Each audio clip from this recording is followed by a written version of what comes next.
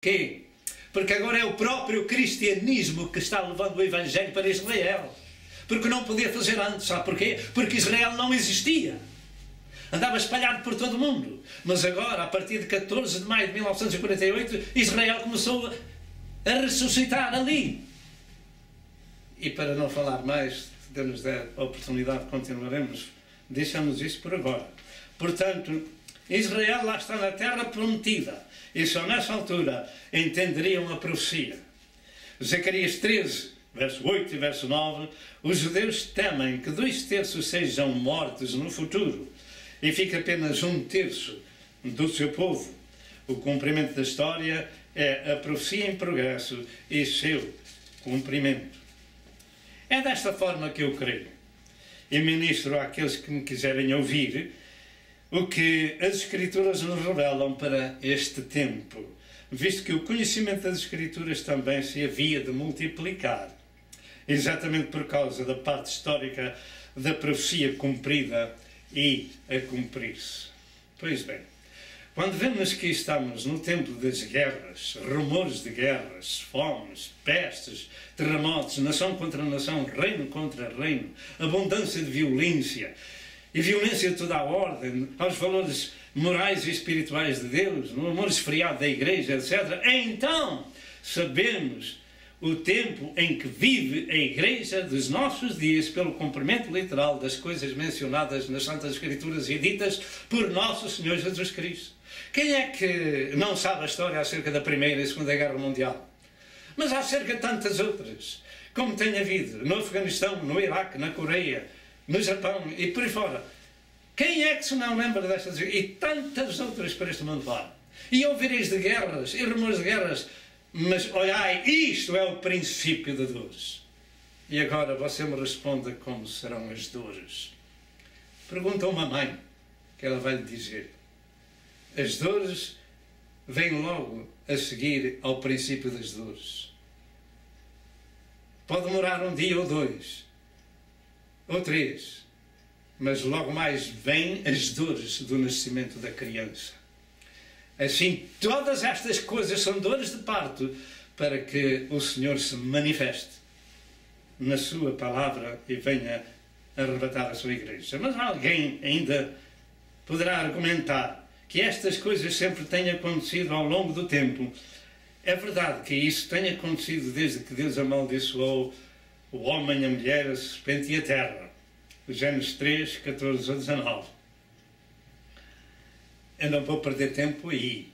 Mas quando a primeira família começou a existir, logo mais, um filho matou o outro filho, em Adão e Eva. E daí para cá tem sido sempre dificuldades entre os povos e até entre as famílias.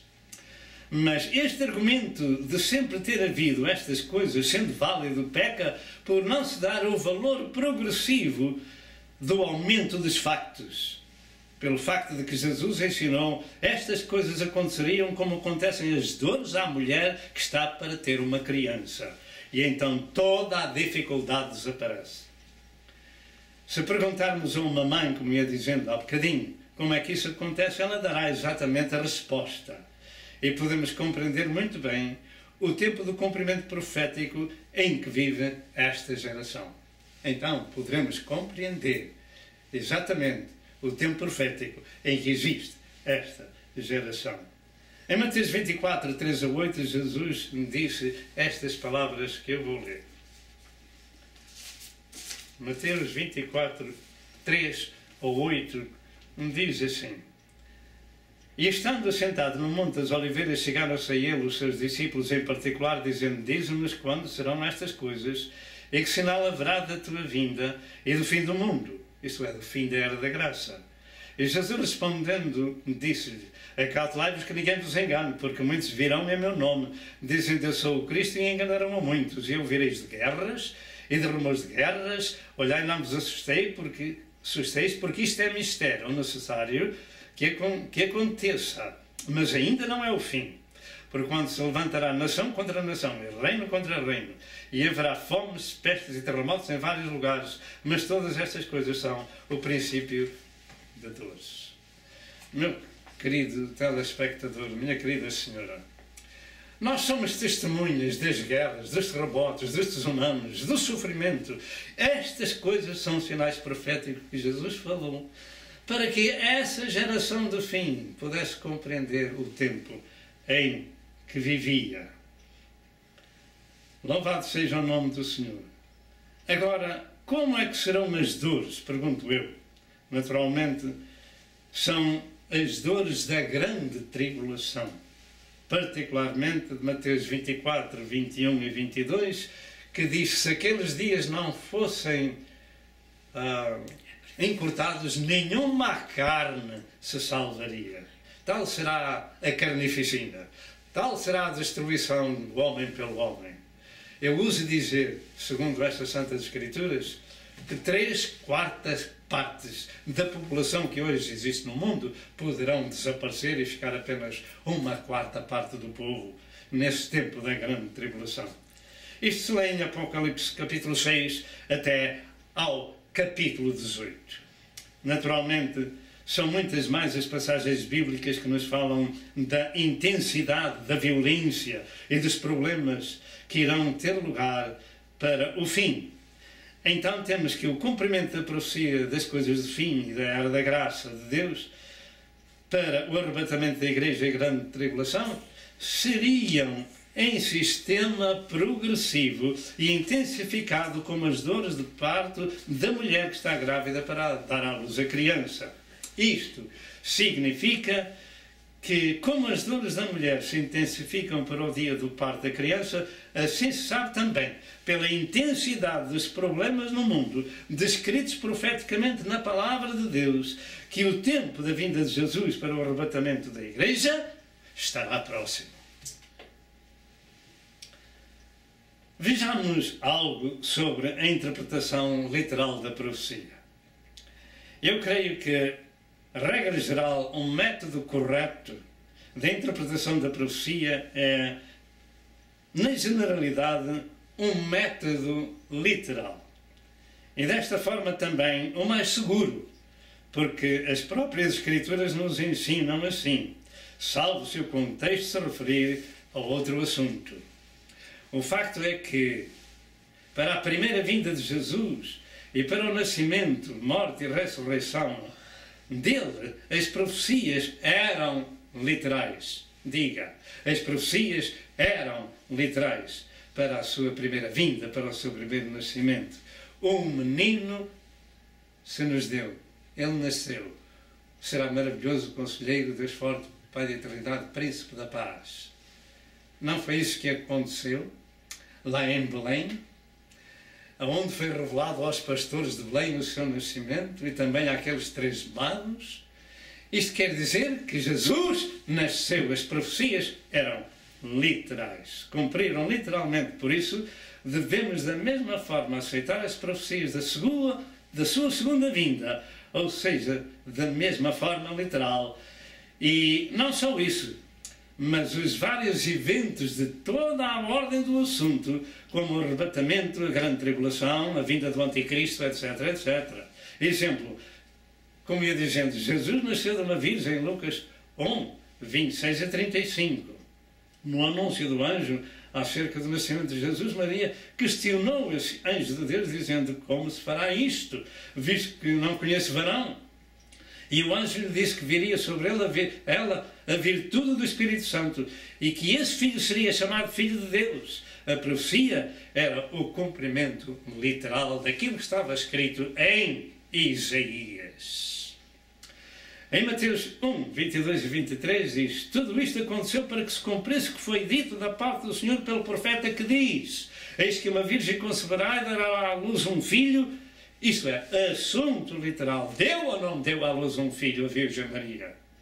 Porque a virtude do Espírito Santo veio sobre ela. O que é que aconteceu? Cumprindo-se a profecia que Deus tinha dado ao seu profeta Isaías. Assunto literal. Chamá-lo homem pelo nome de Emanuel, que traduzido é Deus conosco. Isaías 7, verso 14, está ali anunciada a profecia a ser cumprida.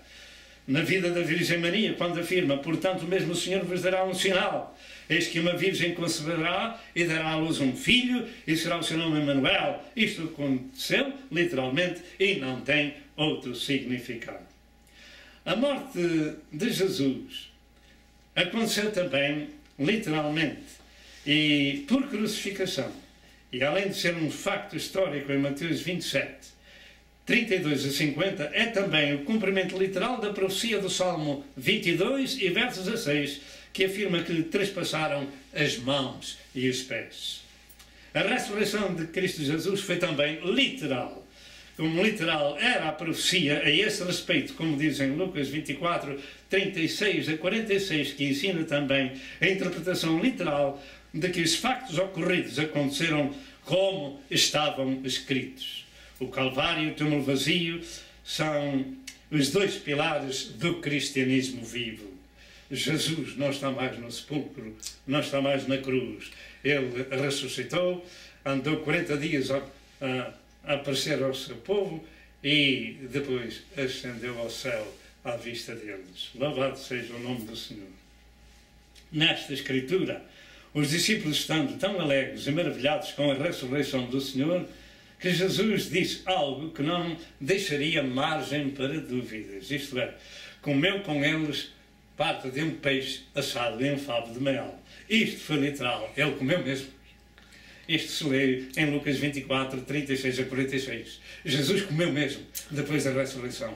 Não é como muitos falsos profetas dizem que Jesus ressuscitou em espírito. Não, Jesus ressuscitou em carne. Um espírito não tem carne e ossos como vezes que eu tenho. Louvado seja Deus! O cristianismo não é nenhuma religião. É um corpo vivo onde Cristo é a cabeça desse corpo. Louvado seja Deus! Assim diz em Lucas 24, 41 a 45. E não o crendo eles ainda por causa da alegria e estando maravilhados, disse-lhe: tendes aqui alguma coisa a comer?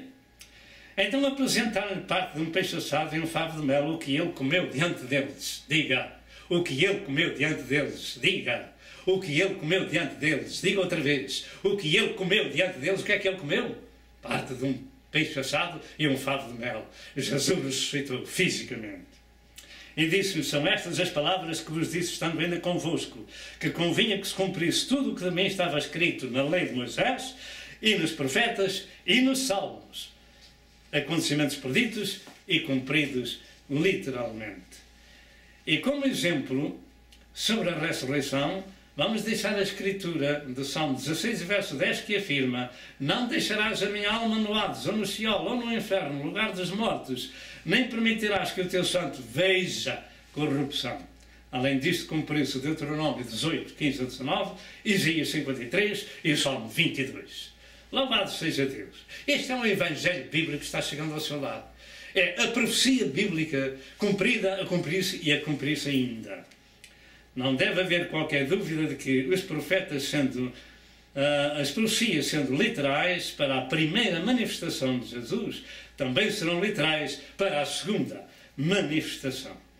E nós terminamos aqui esta primeira parte deste estudo e o próximo segmento continuará, se Deus quiser, dentro de pouco tempo. De maneira que será bom, para entender o assunto, seguir os segmentos deste estudo para o entender até ao fim. Que o Senhor os abençoe. Amém e amém.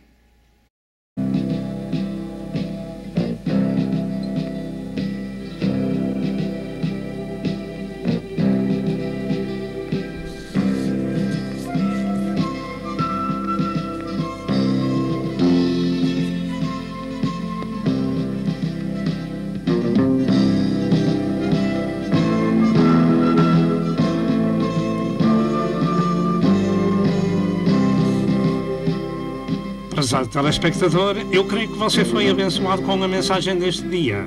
Toma uma decisão e junte-se ao povo de Deus para viver a eternidade com Jesus.